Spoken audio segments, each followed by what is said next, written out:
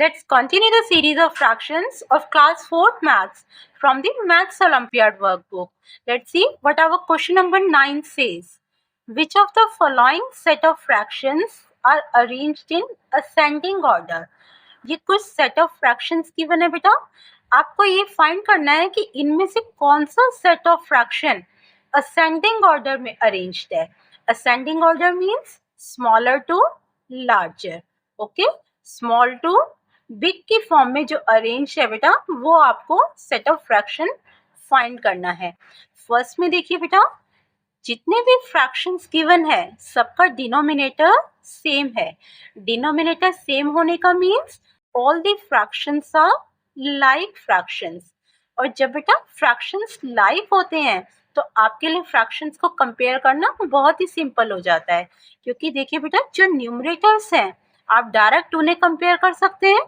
अब इसमें देखिए बेटा 3, 8, 13 स्मॉलर टू बिगर की फॉर्म में आ रहे हैं, लेकिन ये जो 5 नंबर है बेटा ये 13 से स्मॉलर है.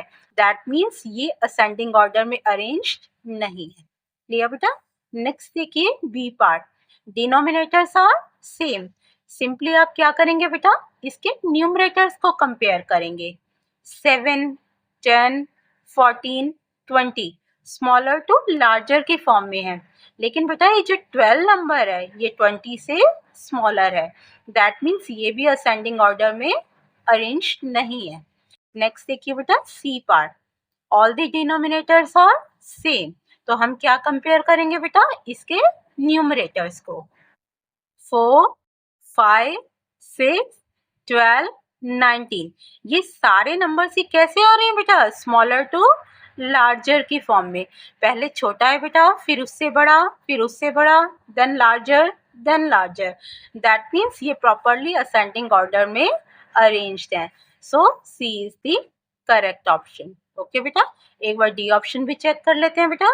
Denominators are same but numerator में क्या है बेटा, देखिए 6, 8, 12 ये तो स्मॉलर टू लार्जर में है, लेकिन ये जो 10 आ गया बेटा ये 12 से स्मॉलर है. इट मीन्स ये असेंडिंग ऑर्डर में नहीं. क्लियर बेटा. Which of the following options can make the given number sentence true.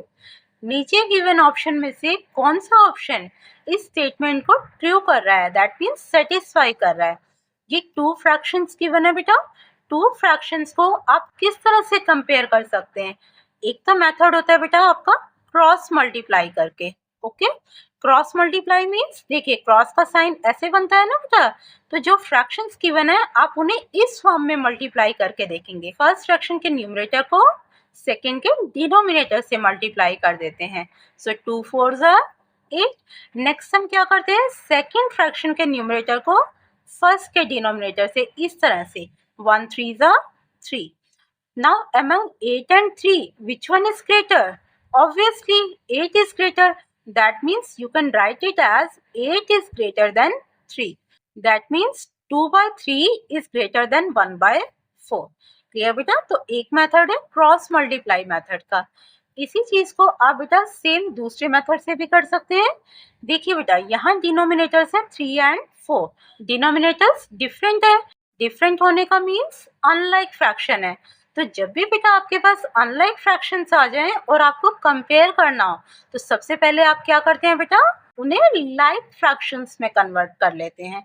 Okay, तो अब इन 2 फ्रैक्शंस को आप लाइक में कैसे कन्वर्ट करेंगे, इनके डिनोमिनेटर्स का एलसीएम फाइंड करके. तो 3 और 4 का एलसीएम हो जाएगा बेटा 12. दैट मीन्स आपको इनके डिनोमिनेटर्स को 12 की फॉर्म में कन्वर्ट करना है. देखिए बेटा 2 by 3 आप 3 को किससे मल्टीप्लाई करें कि आपके पास 12 आ जाए.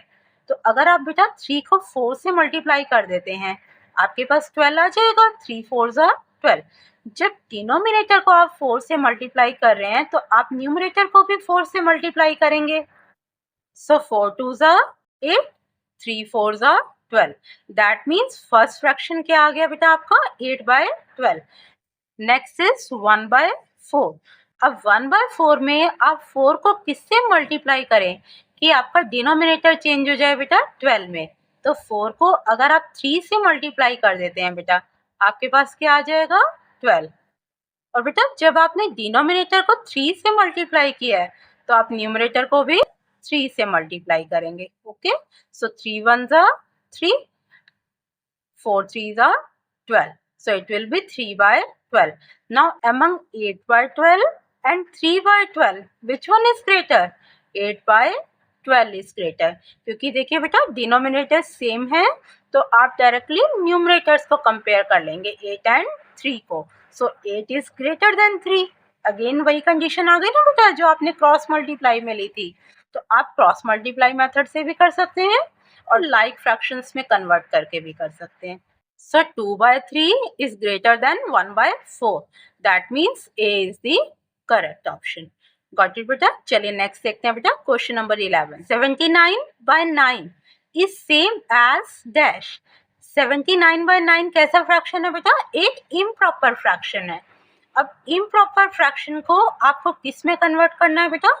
मिक्स फ्रैक्शन में, क्योंकि यहाँ पे सारे ऑप्शंस बेटा मिक्स नंबर्स की फॉर्म में गिवन है. क्लियर? तो एक इम्प्रॉपर फ्रैक्शन को आप मिक्स में कैसे कन्वर्ट करते हैं?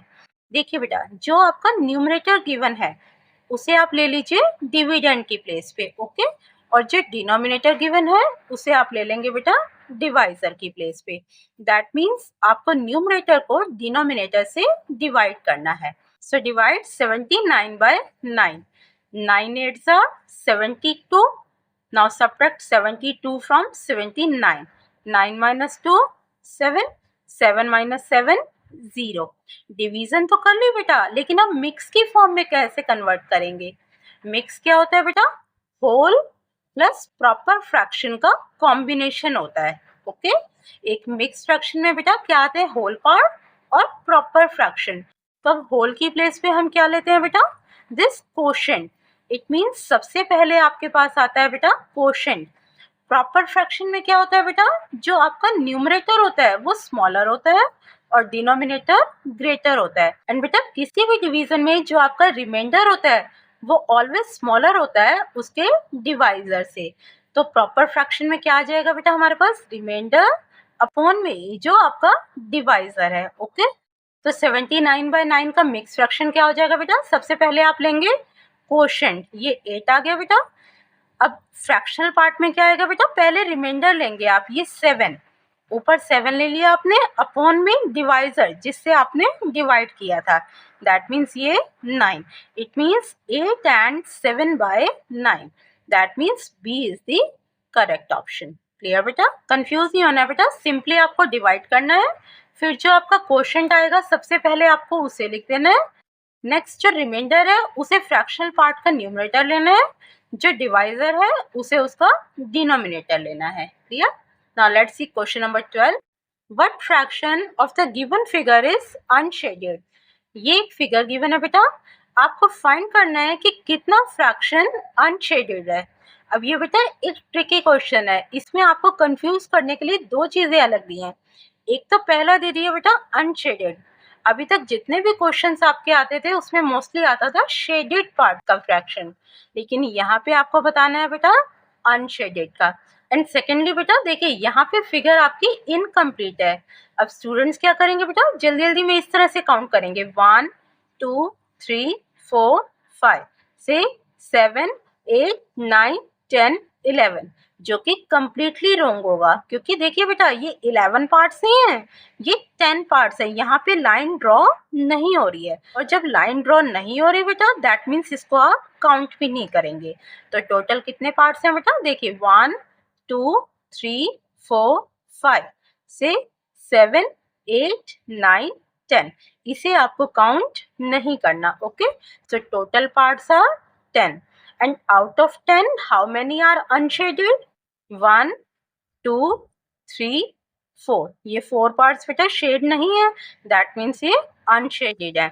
So fraction क्या हो जाएगा? Number of unshaded parts upon number of total part. That means 4 by 10. So D is the correct option. Clear बेटा? Now let's see the next question. 20 by 15 is same as. ये कुछ options given है बेटा, आपको ये find करना है कि 20 by 15 इनमें से किसके इक्वल है.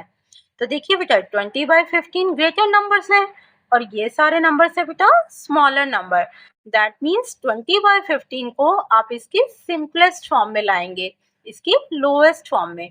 तो लोएस्ट फॉर्म में लाने के लिए हम क्या करते हैं बेटा, इसके हाईएस्ट कॉमन फैक्टर से डिवाइड कर देते हैं।